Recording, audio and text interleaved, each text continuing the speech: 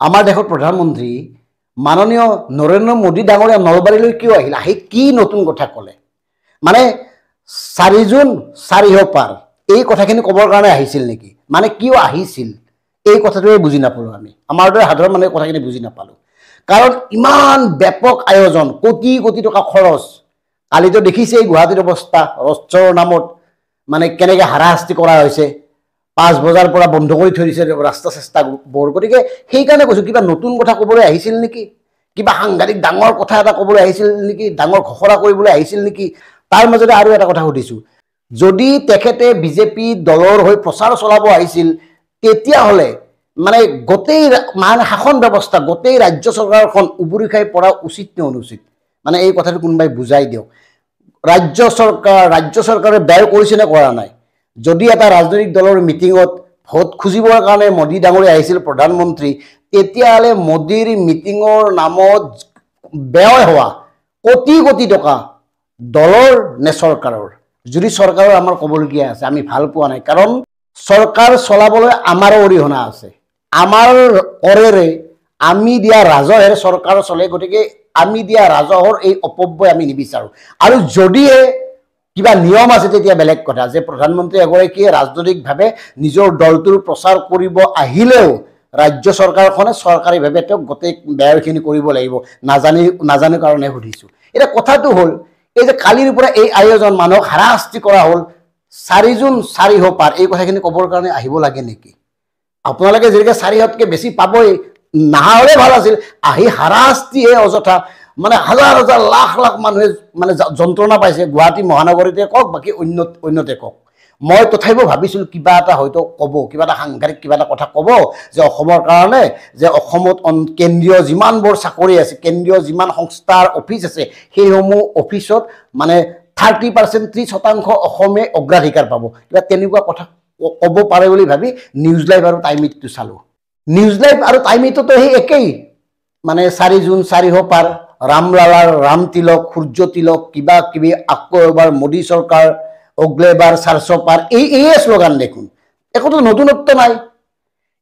প্ৰধানমন্ত্ৰী এগৰাকীয়ে দেশৰ প্ৰধানমন্ত্ৰী এগৰাকীয়ে এখন ৰাজ্যক আহিলে সেই ৰাজ্যখনৰ বিশেষ কিছুমান বিষয়ত গুৰুত্বপূৰ্ণ মন্তব্য ৰখাটো প্ৰয়োজন কিন্তু আমাৰ এই মোদী ডাঙৰীয়াই কি ৰাখিলে নিবনুৱাৰ ক্ষেত্ৰত কিবা ৰাখিলে মূল্য বৃদ্ধিৰ ক্ষেত্ৰত কিবা ৰাখিলে অসমৰ স্বাস্থ্য খণ্ডৰ ওপৰত কিবা ৰাখিলে অসমৰ শিক্ষা খণ্ডৰ ওপৰত ৰাখিলে অসমৰ মানৱ সম্পদৰ ওপৰত ৰাখিলে অসমৰ মানে যি সম্পদ আছে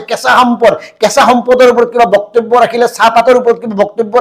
ৰাখিলে কিহত অগ্নিবাৰ 4 পাৰ এই কথাটো শুনি আছো আমি এই কথাটো আমি শুনি আছো দেখি আছো বাতৰি কাকত টিভি চাৰিওফালে প্ৰচাৰ হৈয়ে আছে তেতিয়া হলে কি নতুনত্ব থাকিল কাৰণ সাধাৰণ জনতা হিচাপে এই কথাখিনি আমি জনা উচিত জানিব লাগে আৰু সেই ভাবিয়েই চৰকাৰৰ মুখপত্ৰৰ দৰে মানে বাতৰি পৰিৱেশন কৰা নিউজ চেনেল দুটা চাই হতাশ হলো সেই একেই মানে সূৰ্যৰ কিৰণত ৰামলালাৰ তিলক মোবাইল চাব দিছে নলবাৰীৰ মানুহখিনিক মোবাইলৰ লাইট জ্বলাব দিছে এই কুৰকুৰি এটা দিছে কুৰকুৰি বজাইছে দুবাৰমান বা আমাৰ নলবাৰীৰ সম্পদ বজাইছে বিৰাট ফূৰ্তি মানে এই বস্তুবোৰ হৈছে আৰু কি হ'ল এই কথাখিনি বুজাই দিয়ক যদি একোৱে নহয় ইমান মানুহক যন্ত্ৰণা কিয় যদি একোৱে নতুনত্ব নাই ইমান আয়োজন কিয় এই কথাবোৰ সাধাৰণ জনতাই প্ৰশ্ন কৰিব লাগিব সাধাৰণ জনতাক মূৰ্খ বুৰ্বক বুলি ভাবি থাকিলে সাধাৰণ জনতাক কেইটামান টকা দিছো আঁচনি দিছো তাৰ কাৰণে দৌৰি থাকিব বুলি ভাবি যদি আপোনালোকে যি মন যায় তাকে কৰে নহ'ব নহয় কথাবোৰ মানুহে জানিব লাগিব আমি মানুহক ক'ব লাগিব হয়তো ডিকেবি ফেক্টক এই কথাবোৰ কোৱাৰ কাৰণে বিভিন্ন ধৰণে আপোনালোকে বাধা দিবলৈ চেষ্টা কৰিছে কিন্তু আমিতো কমেই দুজনমান যাকে লগ পাওঁ তাকে কম কিয় আহিছিল কওকচোন নলবাৰীত আহি কি নতুন কথা ক'লে নলবাৰীত আজি সুদীৰ্ঘ দিনৰ পৰা নলবাৰীৰ ফিল্ডখনৰ গছ গছনি কাটিলে ফিল্ডখন চাফ চিকুণ কৰাৰ নামত মানে ঠিক আছে তাতে কাম চাম কৰি কেইজন মানে হাজিৰা পাইছে সেইটো ভাল হৈছে মানে গছ গছনি কাটি এটা ব্যাপক আয়োজন গোটেই জিলা প্ৰশাসন তাত ব্যস্ত হৈ থাকিল আৰু তাৰপিছত আহি কি ক'লে 4 জুন 4 পাৰ এইটো কথা হল নেকি কি ক'লে আকৌ এবাৰ মোদী চৰকাৰ এয়াই নেকি কাহিনী তাৰমানে এই কাহিনী আমি সহ্য নকৰো এই কাহিনী আমাক নালাগে এই সাধু কথা আমাক নালাগে মোদীয়ে আগত কোৱা কথাবোৰ উত্তৰ আমাক লাগে 2014 চনত কি কৈছিল 19ত কি কৈছিল এই কথাবোৰ লাগে কি তেওঁ কৈছে যে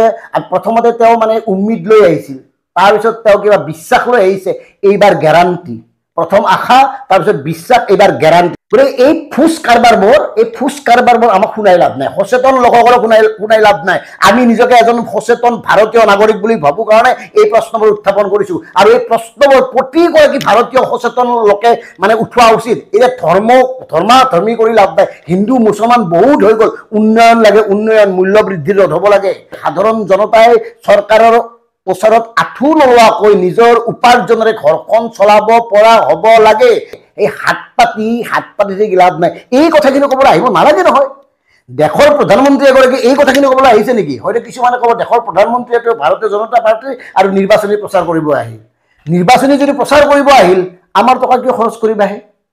আমাৰ দৰে সাধাৰণ জনতাৰ টকা ভাৰতীয় জনতা পাৰ্টীৰ এগৰাকী মানুহে আপোনাৰ হৈ ভোট খুজিব আহিব, তাৰ নামত খৰচ কৰিব, এই কথাটো হ'ব নোৱাৰে। আমি অমান্তি, আমি সমৰ্থন কৰিব নোৱাৰোঁ। আমি এই ক্ষেত্ৰত আমি বিৰোধ কৰিছোঁ, প্ৰতিবাদ কৰিছোঁ, কাৰণ আমাৰ টকা আছে। যদি দলে টকা খৰচ কৰিছে তেতিয়াহ'লে ক'বলগীয়া নাই, নাচে গাই যি মন যেনেকৈ কৰক। তাতেও অকণমান ক'বলগীয়া থাকিব যে ৰাষ্ট্ৰ ব্যৱস্থাটো গোটেই উবুৰি খাই পৰিছে, পঢ়ক, প্ৰধানমন্ত্ৰী হিচাপে পঢ়ক। কিন্তু এই কথাটো দলৰ প্ৰচাৰ কৰিবলৈ এজন প্ৰধানমন্ত্ৰী আহিছে, চব পৰিছে, বা হেলিকপ্টাৰলৈ খবৰ ল'ব যায় ফিল্ডখন কেনে হৈছে। জয়ন্ত মল্লই মানে নাটকৰ সীমা নাই, হেলিকপ্টাৰলৈ কেনেকুৱা হৈছে প্ৰয়োজন, মানে আয়োজন, ফিল্ডখন ঠিকে আছে চাব যায়, এদিন মুখ্যমন্ত্ৰী যায়, এদিন মন্ত্ৰী যায়। এই খৰচবোৰ তোমালোকৰ ঘৰৰ পৰা দিছা, দলৰ পৰা দিছা। এই টকাবোৰ, হেলিকপ্টাৰ উৰোৱা টকাবোৰ খবৰ ল'ব যে গৈছা, তোমালোকৰ দলৰ পৰা দিছা যদি আমাৰ মানে ক'বলগীয়া নাই। কিন্তু এগৰাকী দায়িত্বশীল মন্ত্ৰী হিচাপে এনেকৈ সময় নষ্ট কৰাৰ অধিকাৰ তোমালোকৰ নাই। গতিকে এই কথাবোৰ সাধাৰণ জনতাই তেওঁলোকক সোধক।